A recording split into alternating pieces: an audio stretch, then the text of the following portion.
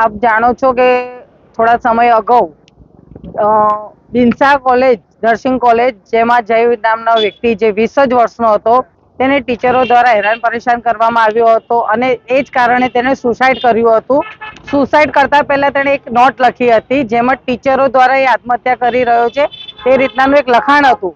પરંતુ પાકી એફઆરઆઈ જ્યાર સુધી નથી થઈ અને પાકી એફઆરઆઈ કરવામાં ગયા ત્યારે એક નવો વળાંક આવ્યો હતો જેમાં બીજા એક ટીચરનું નામ ખોલ્યું હતું અને એ ટીચરના એક ખાસ અંગત મિત્રનું પણ નામ ખોલ્યું હતું જે એફઆરઆઈમાં દર્જ કરાવ્યું હતું. અને જે દિવસે અરજી કરી હતી અને એ દિવસે આરોપીઓને ત્યાં પોલીસ સ્ટેશને બોલાવ્યા હતા અને પોલીસ સ્ટેશને બોલાવી એમની પૂછપરછ કરવામાં આવી હતી અને એના બીજા દિવસે કાયદેસર એફઆરઆઈ જ્યારે ફાડવામાં આવી અને શંકાના આધારે જો પોલીસ એમને બોલાવ્યા હોય તો કાયદેસર એમના જામીન લેવા જોઈએ, પરંતુ પોલીસે આ કાર્યવાહી ન કરી. જો આ જગ્યા ઉપર અન્ય કોઈ હોત, સવર્ણ સમાજનો દીકરો દીકરી હોત તો આ આરોપીઓ કાંધા પકડી ગયા હોત. કારણ કે આ દીકરો એમ કહીએ કે અનુસૂચિત જાતિનો છે એટલે આરોપીઓને કોઈક ને કોઈક રીતે છાવરવામાં આવી રહ્યા છે. દિનસા કોલેજનું નામ ખરાબ ન થાય એવું લાગી રહ્યું છે એટલે એમને છાવરવામાં આવી રહ્યા હોય એવું લાગી રહ્યું છે. કારણ કે પોલીસ પણ પ્રશાસન આમાં મળેલું હોય એ સ્પષ્ટ દેખાઈ રહ્યું છે. એ તપાસનો વિષય છે, પરંતુ આજે અમે અહીંયા 2 દિવસથી આંદોલન પર બેઠા છે એટલા માટે બેઠા છે કે જય પાટીલ જે વ્યક્તિ એમ કહીએ કે મૃત્યુ થયું છે, જેનું આત્મહત્યા કરી છે ટીચરોને નથી, તેને ન્યાય અપાવવા આરોપીઓની ધરપકડ કરે એટલા માટે અહીંયા બેઠા છે. પરંતુ અત્યાર સુધી કોઈ પ્રશાસનના પેટનું પાણી હલતું નથી. અમે આ પ્રશાસનને તમારા માધ્યમથી કહેવા માંગીએ છીએ કે જલ્દીમાં જલ્દી આરોપીઓની ધરપકડ કરવામાં આવે. જો પોલીસ પ્રશાસન દ્વારા એવું કહેવામાં આવે છે કે આરોપીઓનો કોઈ પતો નથી, આજે તમને એ પણ તમારા માધ્યમથી એમને કહેવા માંગીશ કે એ લોકોએ જ્યારે એફઆરઆઈ રદ કરવા માટે હાઈકોર્ટમાં રીટ દાખલ કરી છે.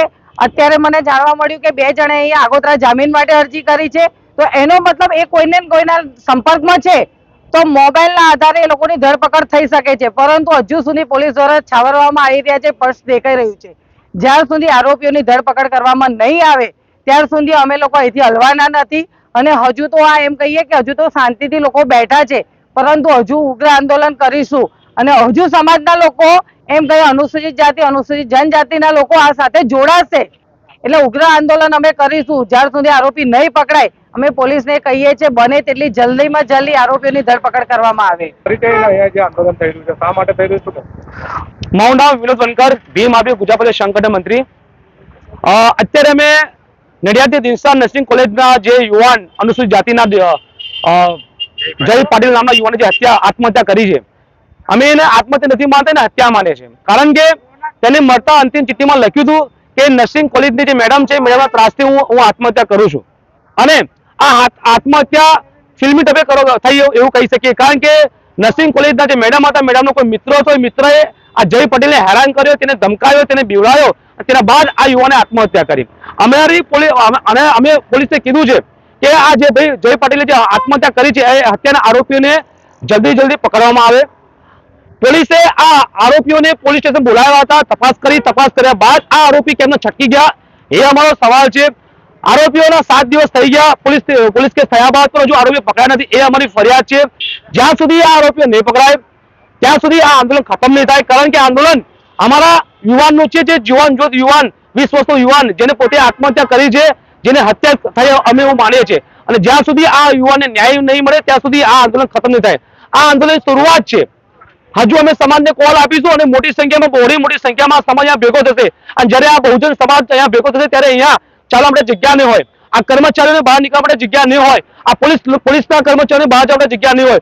ખૂબ જ મોટી સંખ્યામાં અનુસૂચિત જાતિના લોકો, જનજાતિના લોકો અહીંયા ભેગા થશે. અને અમારી માંગણી છે કે જ્યાં સુધી આરોપીઓ ન પકડે ત્યાં સુધી અમે જગ્યા નહીં છોડીએ.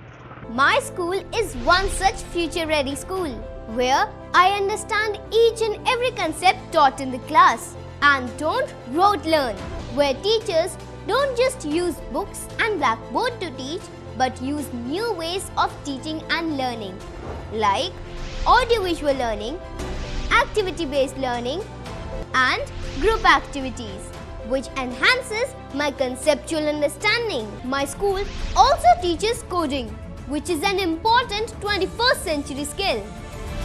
Not just that, I get an opportunity to showcase my skill on a national platform. And with all this, I acquire important skills that make me future ready and confident. Would you also like to know where is my future ready school? Visit now and see for yourself.